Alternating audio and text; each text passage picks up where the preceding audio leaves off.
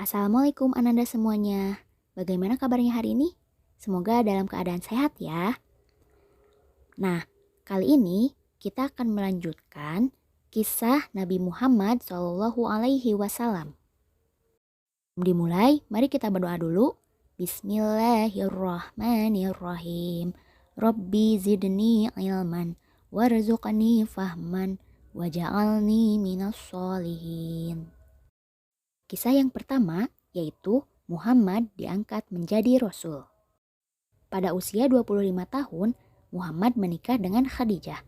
Mereka dikaruniai 7 orang anak, yaitu 3 putra dan 4 putri, yang bernama Qasim, Abdullah, Ibrahim, Zainab, Ruqayyah, Fatimah, dan Ummu Kulsum.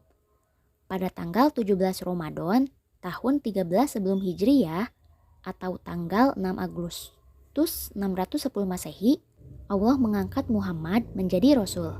Beliau menerima wahyu pertama, yakni surah Al-Alaq ayat 1-5.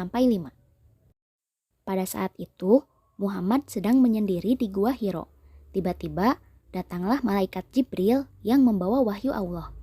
Peristiwa tersebut diperingati sebagai Nuzulul Quran, artinya waktu turunnya wahyu Al-Quran.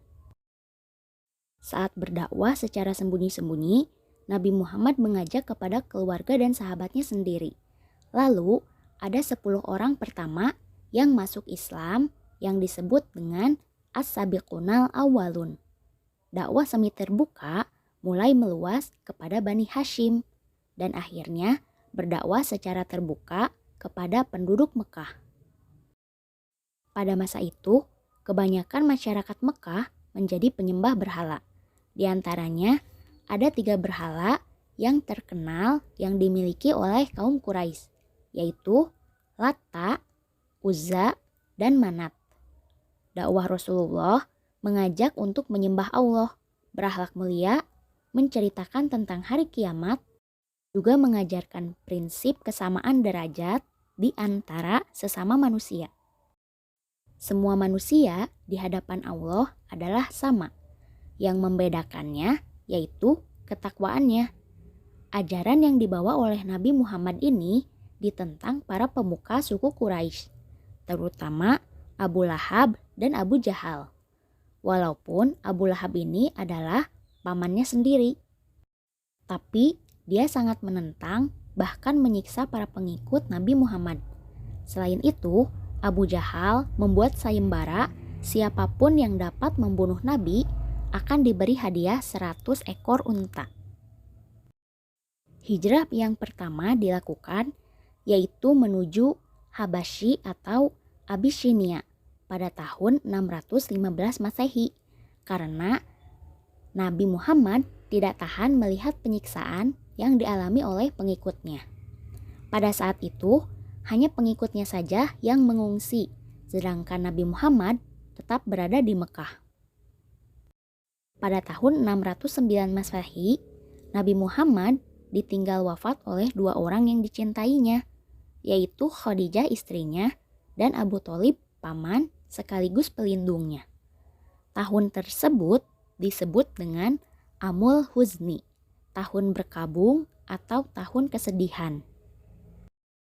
Untuk menghiburnya, Allah memerintahkan Nabi Muhammad untuk melaksanakan Isra Mi'raj. Dari peristiwa itulah umat Islam mendapatkan perintah sholat 5 waktu. Pada tahun 622 Masehi, bulan September, Nabi Muhammad memerintahkan umat Islam hijrah ke Yathrib atau Madinah secara diam-diam. Orang-orang kafir yang mengetahui hijrah tersebut melakukan pengejaran. Nabi Muhammad dengan ditemani Abu Bakar bersembunyi di Gua Sur. Sesampainya di Yathrib, Nabi Muhammad mengubah nama daerah itu menjadi Madinah Al-Munawwaroh yang berarti kota yang bercahaya. Tugas pertama di Madinah yaitu mempersatukan kaum Muhajirin dan kaum Ansor. Kaum Muhajirin adalah orang yang berhijrah bersama Nabi dari Mekah ke Madinah. Sedangkan kaum Ansor adalah orang Madinah yang menolong kaum Muhajirin. Mereka diikat oleh persaudaraan Islam atau ukhuwah Islamiyah, serta membuat Piagam Madinah yang mengajarkan sikap toleransi beragama. Peperangan yang dilakukan oleh kaum muslimin untuk melawan kaum kafir, yang pertama ada Perang Badar. Perang Badar itu perang pertama umat Islam pada tanggal 17 Ramadan 2 Hijriyah atau 624 Masehi yang dimenangkan oleh kaum muslimin. Perang kedua yaitu Perang Uhud yang dilakukan umat Islam pada bulan Sya'ban 3 Hijriyah atau 625 Masehi. Pada saat itu, umat muslim mengalami kekalahan. Lalu, ada Perang Khandaq. Perang ini terjadi pada bulan Syawal tahun 5 Hijriyah 627 Masehi yang dimenangkan oleh kaum muslimin. Lalu ada peristiwa Fathul Makkah. Peristiwa ini diabadikan dalam surah An-Nasr. Pada saat itu, Nabi Muhammad dan kaum muslimin berhasil menguasai Mekah tanpa kekerasan. Kemudian, Nabi Muhammad menuju Ka'bah dan menghancurkan 360 buah berhala yang menempel di dinding Ka'bah. Sejak saat itu, banyak penduduk Mekah yang masuk Islam, hingga Nabi Muhammad menyebarkan Islam ke seluruh jazirah Arab. Rasulullah wafat pada usia 63 tahun pada tanggal 8 Juni 632 Masehi. Keteladanan dari Nabi Muhammad yaitu sikap sabar dan tabah, jujur, bertanggung jawab, dapat dipercaya. Itulah kisah dari Nabi Muhammad SAW.